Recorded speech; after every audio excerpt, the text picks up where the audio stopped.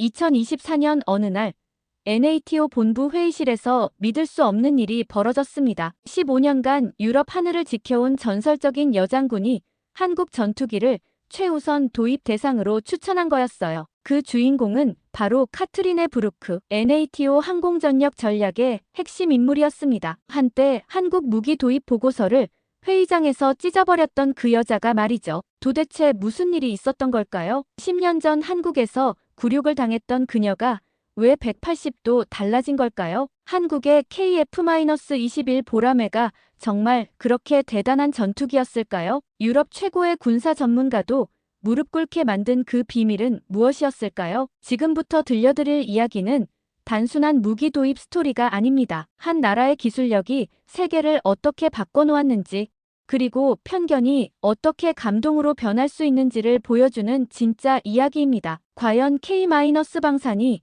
어떻게 유럽을 정복했을까요? 그 놀라운 현장 속으로 지금 들어가 보시죠. 저는 그 순간을 지금도 선명히 기억합니다. 시작하기 전에 잠깐 1초 만에 눌릴 수 있는 좋아요와 구독 설정 부탁드립니다. 브뤼셀 NATO 본부 회의실, 차가운 형광등 아래서 펼쳐진 그 보고서를 보는 순간 말이죠. KF-21 보라매 전투기 도입 검토안이라고요? 제 목소리는 차갑게 식어 있었습니다. 15년간 NATO 항공전력 전략을 책임져온 저에게 이런 말도 안 되는 제안이 올라온다니요. 회의실 분위기가 순식간에 얼어붙었죠. 라스 노르드하임 차장이 조심스럽게 입을 열었습니다. 카트리네, 일단 검토해보면 어떨까요? 폴란드 사례도 있고. 폴란드요? 저는 그 보고서를 집어들었습니다. 그리고 천천히, 아주 천천히 찢어버렸어요. 종이가 찢어지는 소리가 회의실에 메아리 쳤죠. 한국 무기를 NATO가 도입한다고요? 자살행위입니다. 제 마음속 깊은 곳에서 10년 전 그날이 되살아났어요. 한국 공군 훈련 참관 때 겪었던 그 굴욕적인 순간들이요. 통역 실수로 웃음거리가 되었던 제 모습이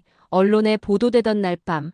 저는 혼자 울었습니다. 도미니크 르포르가 저를 지지하듯 고개를 끄덕였어요. 카트리네가 맞습니다. 유럽이 왜 아시아 무기에 의존해야 하죠? 하지만 회의실 한편에서 얀 델로트가 자료를 펼치며 말했습니다. 하지만 성능 지표를 보면, 지표요? 종이 위에 숫자가 전부인가요? 제 목소리는 점점 날카로워졌습니다. 회의실이 고요해졌어요. 모든 시선이 저에게 집중되었죠. 그때 회의실 문이 열리며 사령관이 들어왔습니다. 그의 표정은 심각했어요. 카트리네 브루크 고문, 개인적으로 이야기 좀 하죠. 사령관실에서 저는 예상치 못한 말을 들었습니다. 직접 확인하고 오십시오. 한국에서 일주일간 성능 검증을 받으세요. 사령관님, 그럴 필요가. 명령입니다. 그날 밤 저는 인천행 항공편을 예약하며 이를 악물었어요. 가슴속에서 분노가 끓어올랐죠. 10년 전 한국에서 당했던 수모가 생생히 떠올랐습니다. 비행기 창밖으로 어둠이 내려앉을 때 저는 혼잣말을 중얼거렸어요. 그날의 빚 갚으러 간다. 한국 땅을 다시 밟게 될 줄은 꿈에도 몰랐습니다. 하지만 이번엔 달랐어요. 이번엔 제가 판단하는 자리에 서 있으니까요. 인천공항에 내린 순간부터 뭔가 달랐습니다. 10년 전과는 완전히 다른 분위기였어요. 공항 시설부터 사람들의 표정까지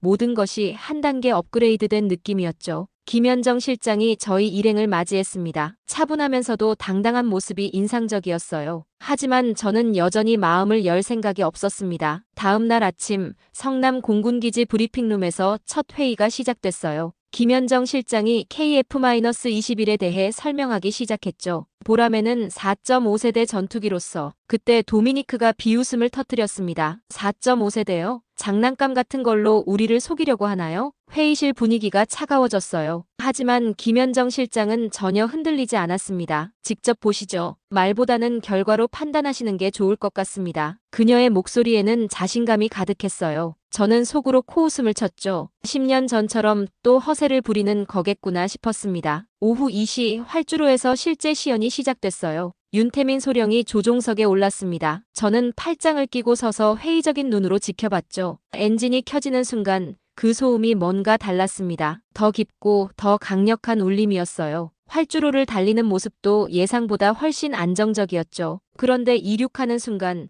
저는 입을 다물 수 없었습니다. KF-21이 하늘을 가르며 올라가는 모습은 마치 살아있는 맹수 같았어요. 급상승 각도가 믿을 수 없을 정도로 가팔랐습니다. F-16보다도 더 빠르고 민첩한 움직임이었죠. 저 기동성은 라스 차장이 중얼거렸어요. 저 역시 놀랐지만 표정을 숨겼습니다. 공중에서 펼쳐진 고개 비행은 압권이었어요. 롤링, 루프, 급강하 후 순간 정지까지 모든 동작이 정밀하고 강력했습니다. 무장 시스템 테스트에서는 더욱 충격적이었어요. 미터를 정확히 공격하는 정밀도, 연속 발사되는 미사일들의 궤적까지 이론으로만 봤던 수치들이 눈앞에서 현실이 되고 있었습니다. 30분간의 시연이 끝났을 때 회의실은 조용했어요. 도미니크조차 말이 없었습니다. 얀 델로트는 메모를 열심히 적고 있었죠. 김현정 실장이 차분히 말했습니다. 질문 있으시면 언제든 하세요. 저는 아무 말도 할 수 없었어요. 머릿속이 복잡했습니다. 분명 10년 전과는 완전히 달랐어요. 이건 장난감이 아니었습니다. 그날 밤 호텔에서 혼자 남았을 때 창밖을 바라보며 중얼거렸습니다. 이게 한국이라고? 가슴 깊은 곳에서 뭔가 흔들리기 시작했어요. 하지만 아직은 인정하고 싶지 않았습니다. 10년간 쌓아온 편견이 하루아침에 무너질 리는 없으니까요. 다음 날 오전, 저희는 KAI 연구소로 향했습니다. AESA 레이더 연구실이라는 곳이었어요. 솔직히 기대는 하지 않았습니다. 어차피 서구 기술을 베낀 것들이겠죠. 연구실에 들어서자 한 여성이 저희를 맞아주었습니다. 박윤지 총괄 연구원이었어요. 나이는 30 중반쯤 보였고 안경 너머로 보이는 눈빛이 예사롭지 않았습니다. AESA 레이더에 대해 궁금한 점이 있으시면 언제든 질문하세요. 박윤지의 목소리는 차분했어요. 하지만 그 속에 흔들림 없는 자신감이 배어 있었죠. 저는 냉소적인 미소를 지으며 첫 번째 질문을 던졌습니다. 탐지거리가 170km라고 하는데 정말 검증된 수치인가요? 네, 실제 테스트 결과입니다. F-16B의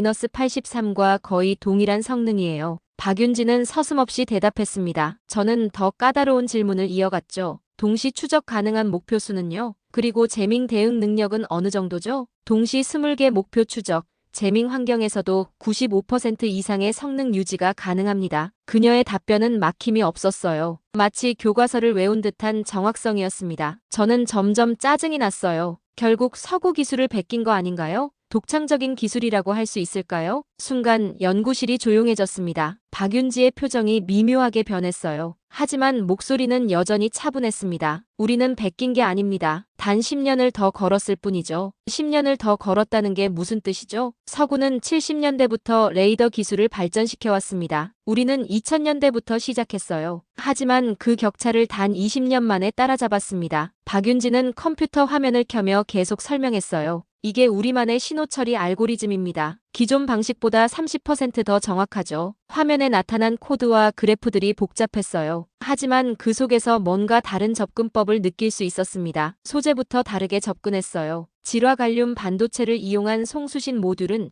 기존 대비 효율이 40% 향상됐습니다. 저는 점점 할 말을 잃어가고 있었어요. 이건 단순한 모방이 아니었습니다. 완전히 다른 철학으로 만들어진 기술이었죠. 왜 이런 방식을 택했나요? 우리에겐 시간이 없었으니까요. 기존 방식을 따라가면 영원히 따라잡을 수 없어요. 그래서 다른 길을 선택했습니다. 그 순간 저는 뭔가를 깨달았어요. 이들은 단순히 기술을 베낀 게 아니라 완전히 새로운 해답을 찾아낸 거였습니다. 100% 국산화가 가능한 이유도 그 때문인가요? 맞습니다. 처음부터 우리 손으로 만들려고 했으니까요. 그날 밤 호텔방에서 저는 몰래 받아온 기술 브리핑 파일을 다시 살펴봤어요. 하나하나 뜯어볼수록 놀라웠습니다. 미쳤군, 이 정도였어? 10년 전 제가 무시했던 그 나라가 이런 기술력을 갖게 됐다니. 가슴속에서 이상한 감정이 올라왔어요. 존경심이었을까요? 아니면 부러움이었을까요? 사장, 유럽, 흔들리다. 한국 방문 3일째 예상치 못한 소식이 들려왔습니다. 폴란드 키엘체에서 열리는 국제방위산업 전시회에서 한국 부스에만 대기줄이 생겼다는 뉴스였어요. 김현정 실장이 태블릿을 보여주며 말했습니다. 실시간 현장 영상입니다. 화면 속 폴란드 전시장은 충격적이었어요. 한국 한화시스템과 KAI 부스 앞에 수십 명이 줄을 서 있었습니다. 반면 독일과 프랑스 부스는 한산했죠. 도미니크가 얼굴을 찌푸렸습니다. 일시적 현상일 뿐이야. 곧 정상화될 거야. 하지만 그의 목소리에는 확신이 없었어요. 저 역시 당황스러웠습니다. 3일 전만 해도 상상할 수 없던 광경이었으니까요. 더 놀라운 건 유럽 언론 반응이었습니다. 독일 슈피겔지는 아시아의 새로운 무기 강국이라는 제목으로 한국을 소개했어요. 프랑스 르몽드도 K방산의 유럽 진출을 메인 기사로 다뤘습니다. 저녁 식사 자리에서 라스 차장이 조심스럽게 말했어요. 폴란드 K 전차 도입 성과가 꽤 인상적이더군요. 납기도 정확히 지키고 그건 전차 이야기고 전투기는 다르지 않나요? 제가 반박했지만 목소리에 힘이 없었어요. 사실 저 자신도 흔들리고 있었거든요.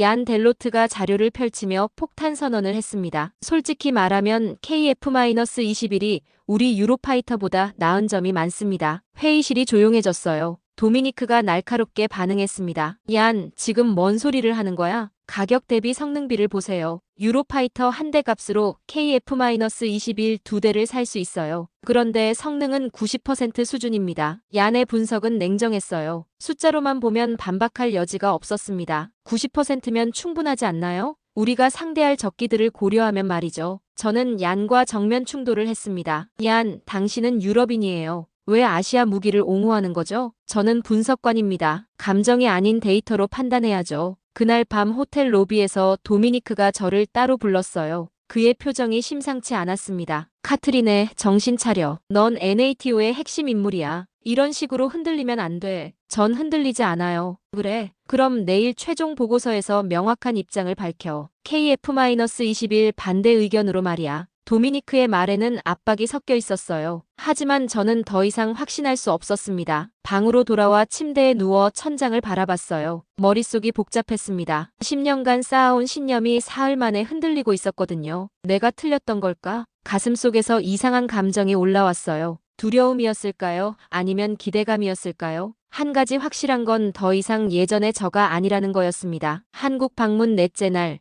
저희는 창원과 사천에 있는 방산업체들을 견학했습니다. 한화시스템, KAI, 한화에어로스페이스, LIG넥스원까지 완전한 무기 생산 시스템을 체험하는 일정이었어요. 첫 번째로 들른 한화시스템에서부터 충격이었습니다. 공장 규모와 자동화 수준이 상상 이상이었어요. 거대한 컨베이어 벨트 위로 레이더와 미사일 부품들이 정확한 타이밍에 조립되고 있었습니다. 전체 생산 과정이 몇 주나 걸리나요? 제가 물었을 때 담당 연구원이 자신있게 답했어요. 레이더는 4주, 미사일은 6주면 완성됩니다. 4주요? 유럽에서는 최소 3개월은 걸리는 작업이었습니다. 저는 속으로 계산해봤어요. 이 속도라면 전쟁 상황에서도 충분히 대응할 수 있겠더군요. KAI 4000 공장은 더욱 놀라웠습니다. FA-50부터 KF-21까지 한 공장에서 동시 생산하고 있었어요. 각 라인이 유기적으로 연결되어 부품을 공유하는 시스템이었죠. 이렇게 하면 비용 절감이 많이 되나요? 30% 정도 줄어듭니다. 그리고 품질 관리도 더 쉬워지죠. 기술자의 설명을 들으며 저는 유럽 생산 방식을 떠올렸어요. 각 나라마다 다른 공장에서 부품을 만들고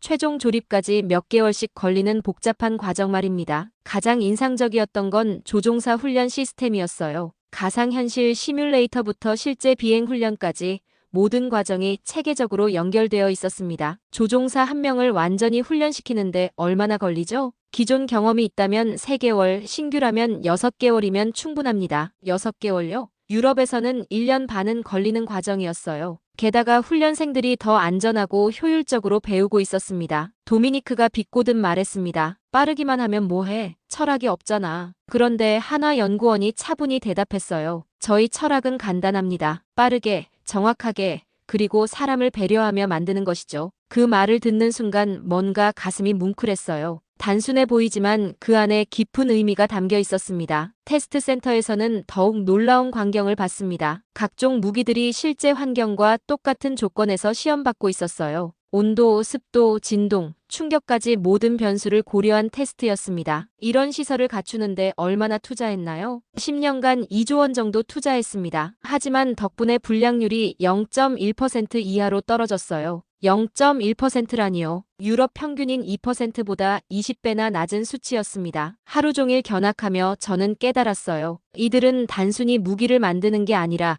하나의 철학을 실현하고 있었습니다. 속도와 정확성, 그리고 인간에 대한 배려까지. 저녁 식사 자리에서 저는 처음으로 솔직한 마음을 드러냈습니다. 유럽은 이걸 왜 못 만들었을까요? 연구원들이 놀란 표정을 지었어요. 저 자신도 놀랐습니다. 이런 말이 제 입에서 나올 줄은 몰랐거든요. 전통이 때로는 발목을 잡기도 하죠. 저희는 처음부터 새로 시작할 수 있었으니까요. 그들의 대답이 마음에 깊이 와 닿았어요. 이제 저는 확신했습니다. 이건 단순한 기술력의 문제가 아니었어요. 완전히 다른 접근법이었습니다. 한국 방문 마지막 날 저녁, 저는 예상치 못한 제안을 받았습니다. 박윤지 연구원과 김현정 실장이 개인적인 대화를 나누고 싶다고 했어요. 서울 한강 근처 조용한 카페에서 저희는 마주 앉았습니다. 공식적인 미팅이 아닌 그냥 세 여성의 솔직한 이야기 시간이었죠. 박윤지가 먼저 입을 열었어요. 사실 궁금했어요. 처음 오셨을 때 표정이 좀 특별하더라고요. 저는 잠시 망설였습니다. 10년 동안 숨겨왔던 이야기를 꺼내야 할지 말이죠. 하지만 이상하게도 이들 앞에서는 마음이 편했어요. 10년 전에 한 번 왔었습니다. 한국 공군 훈련 참관차로요. 그때 일이 있으셨나 봐요? 김현정의 목소리가 조심스러웠어요. 저는 천천히 그날의 기억을 꺼냈습니다. 통역관이 제 질문을 잘못 번역했어요. 기술적 질문이었는데 비판으로 전달됐죠. 그래서 현장이 어색해졌고 목소리가 떨렸습니다. 아직도 생생한 기억이었거든요. 그게 언론에 보도되면서 제가 한국을 무시하는 오만한 서구인으로 묘사됐어요. SNS에서는 더 심했죠. 박윤지와 김현정이 안타까운 표정을 지었어요. 하지만 제게 화를 내거나 변명을 요구하지 않았습니다. 그래서 한국에 대해 좋지 않은 감정을 갖고 계셨구나요? 맞습니다. 솔직히 이번에도 그런 마음으로 왔어요. 10년 전에 빚을 갚으러 온다고 생각했죠. 제 고백에 잠시 침묵이 흘렀어요. 그런데 박윤지가 의외의 말을 했습니다. 저도 비슷한 경험이 있어요. 학회에서 발표할 때 아시아인이 만든 기술이라며 무시당한 적이 있거든요. 정말요? 네, 처음엔 화났어요. 하지만 그 일이 저를 더 강하게 만들었어요. 결국 기술로 증명하면 되니까요. 그녀의 말이 가슴에 와 닿았어요. 저와는 반대로 상처를 성장의 동력으로 바꾼 거였습니다. 김현정이 덧붙였어요. 사실 그런 일들이 저희를 더 겸손하게 만드는 것 같아요. 항상 증명해야 한다는 마음으로 일하게 되거든요. 저는 깨달았습니다. 이들이 보여준 기술력과 태도의 비밀을 말이죠. 그들은 무시당한 경험을 원동력으로 삼아 더 열심히, 더 정확하게 일했던 거예요. 제가 틀렸네요. 당신들을 제대로 보지 못했습니다. 아니에요. 처음엔 누구나 선입견이 있죠. 중요한 건 마음을 열고 진실을 보려는 자세 아닐까요? 박윤지의 말에 저는 울컥했습니다. 10년간 묻어뒀던 감정들이 올라왔어요. 당신들이 바꿔놓았습니다. 저를, 그리고 제 생각을 말이에요. 그때 박윤지가 마지막으로 한 말이 지금도 잊혀지지 않습니다. 기술보다 더 중요한 건 누가 그것을 어떻게 쓰느냐 아닐까요? 그 순간 저는 확신했어요. 한국의 진짜 힘은 기술 그 자체가 아니라 그것을 대하는 철학과 태도에 있다는 걸 말입니다. 한국에서 돌아온 지 사흘 후 NATO 본부 대회의실에서 합동기술회의가 열렸습니다. 제가 제출할 KF-21 평가 보고서를 두고 최종 결정을 내리는 자리였어요. 회의실 분위기는 무거웠습니다. 각국 대표들이 저를 주시하고 있었죠. 도미니크는 확신에 찬 표정으로 앉아 있었고 야는 자료를 정리하며 긴장한 모습이었어요. 사령관이 회의를 시작했습니다. 카트린의 고문, 한국 방문 결과를 발표해 주시죠. 저는 천천히 일어났어요. 가슴이 두근거렸습니다. 10년간 쌓아온 신념을 뒤집는 순간이었거든요. 일주일간 한국의 KF-21 보라매를 직접 검토했습니다. 제 목소리가 회의실에 울렸어요. 모든 시선이 집중됐죠. 기술적 성능부터 말씀드리면 유럽 4.5세대 전투기와 대등한 수준입니다. 특히 AESA 레이더는 그때 도미니크가 끼어들었습니다. 카트린의 핵심만 말해. 도입을 반대하는 거지. 순간 회의실이 조용해졌어요. 저는 도미니크를 바라보며 잠시 멈췄습니다. 머릿속에 박윤지와 김현정의 얼굴이 떠올랐어요. 아니요. 뭐라고? KF-21을 NATO 전력 강화 1순위로 권고합니다. 회의실이 술렁였어요. 도미니크의 얼굴이 굳어졌습니다. 야는 놀란 표정으로 저를 쳐다봤죠. 도미니크가 격렬히 반발했습니다. 정신 나갔어? 유럽을 배신하는 거야? 배신이 아닙니다. 현실을 인정하는 것이죠. 제 목소리에 힘이 실렸어요. 이제 돌이킬 수 없었습니다. 얀도 반대 의견을 냈어요. 하지만 정치적으로 문제가 정치보다 성능이 우선 아닌가요? 저는 프레젠테이션을 계속했습니다. 한국에서 봤던 모든 것들을 상세히 설명했어요. 기술력, 생산 능력, 가격 경쟁력까지. 회의실은 점점 조용해졌습니다. 제가 준비한 데이터와 영상 자료들이 설득력 있게 다가갔거든요. 그래서 결론이 뭔가? 사령관이 물었을 때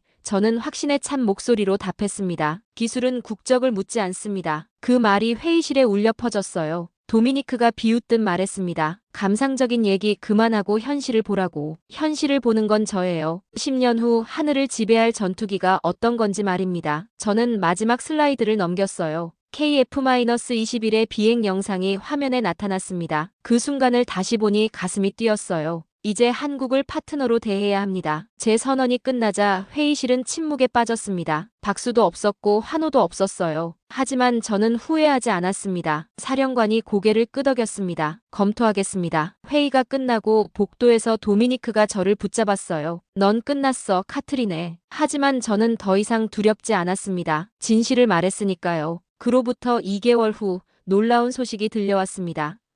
노르웨이 공군이 FA-50 경공격기 12대와 KF-21 시험 운용을 공식 결정한 거였어요. 오슬로 국방부 브리핑룸에서 발표하는 순간 저는 뿌듯함을 감출 수 없었습니다. 제 보고서가 실제 정책으로 이어진 거였거든요. 이번 결정의 배경을 설명해 드리겠습니다. 제가 마이크 앞에 섰을 때 기자들의 플래시가 터졌어요. 6개월 전만 해도 상상할 수 없던 순간이었습니다. 한국의 KF-21은 단순한 전투기가 아닙니다. 차세대 공중전략의 새로운 패러다임이죠. 제 목소리에 확신이 넘쳤어요. 더 이상 망설임이나 주저함은 없었습니다. 기자들의 질문이 쏟아졌습니다. 기존 유럽 전투기 대신 한국 전투기를 선택한 이유는 무엇입니까? 성능과 가격, 그리고 신뢰성 모든 면에서 우수했기 때문입니다. 무엇보다 한국의 기술 철학이 인상적이었어요. 브리핑이 끝나고 복도에서 라스 차장을 만났습니다. 그의 표정이 밝았어요. 카트린의 훌륭한 결정이었어. 이미 다른 NATO 국가들도 관심을 보이고 있어. 정말요? 폴란드는 추가 도입을 검토 중이고 체코도 문의가 왔어. 내 보고서가 도미노 효과를 만들고 있어. 그 소식을 들으니 가슴이 벅찼습니다. 한국이 더 이상 무기 수입국이 아닌 수출국으로 자리 잡는 순간을 지켜보는 거였으니까요. 한 달 후 NATO 전체 회의에서 제가 제출한 한국 전략 동반자 보고서가 통과됐습니다. 한국을 공식적인 기술 파트너로 인정하는 결의안이었어요. 투표 결과는 15대 3이었습니다. 도미니크와 몇몇 프랑스 대표만 반대했을 뿐이었죠. 도미니크는 완전히 소수 의견이 되어버렸어요. 이제 NATO도 변해야 할 때입니다. 제가 마지막 연설을 할 때 회의실이 조용해졌습니다. 기술력으로 평가받는 새로운 시대에 들어섰거든요. 그날 밤 집으로 돌아왔을 때 딸 헬레나가 궁금해했어요. 엄마, 요즘 한국 이야기를 자주 하시네요? 저는 딸을 바라보며 미소 지었습니다. 이 아이에게 어떻게 설명해야 할까 생각했어요. 헬레나, 엄마가 한국이라는 나라를 다시 배웠어. 다시 배웠다는 게 무슨 뜻이에요? 처음엔 편견으로 봤는데 진짜 모습을 알고 나니 정말 대단한 나라더라. 딸이 눈을 반짝이며 물었어요. 그럼 나도 한국 가볼 수 있어요? 물론이지. 언젠가 함께 가보자. 그날 밤 창밖을 바라보며 저는 깨달았습니다. 10년 전 상처받았던 그 나라에서 오히려 더 큰 깨달음을 얻었다는 걸 말이죠. 지금 한국은 전 세계 무기 시장에서 주요 플레이어가 됐어요. 그리고 저는 그 변화의 증인이자 동참자가 되었습니다. 박윤지가 마지막에 했던 말이 지금도 생생해요. 기술보다 더 중요한 건 누가 그것을 어떻게 쓰느냐. 이제 저는 그 의미를 완전히 이해합니다. 한국은 기술을 올바른 방향으로 사용하는 나라였거든요. 지금까지 NATO 여장군 카트린의 부르크의 놀라운 변화 스토리를 들어보셨는데요. 어떠셨나요? 한국의 기술력이 정말 세계적 수준에 올라섰다는 걸 다시 한번 확인할 수 있었던 것 같습니다. 편견을 깨고 진실을 인정하는 용기도 정말 인상적이었고요. 이런 K-방산의 해외 진출 스토리나 감동적인 해외 반응 영상들이 더 보고 싶으시다면 구독 버튼 꾹 눌러주시고요. 오늘 영상이 재밌으셨다면 좋아요도 꼭 부탁드립니다. 그리고 댓글로 여러분이 알고 계신 한국 기술력 관련 에피소드나 해외 반응 사례들도 공유해 주시면 다음 영상 소재로 활용해 보겠습니다. 다음에도 더 재밌고 감동적인 이야기로 찾아뵙겠습니다. 시청해 주셔서 정말 감사합니다.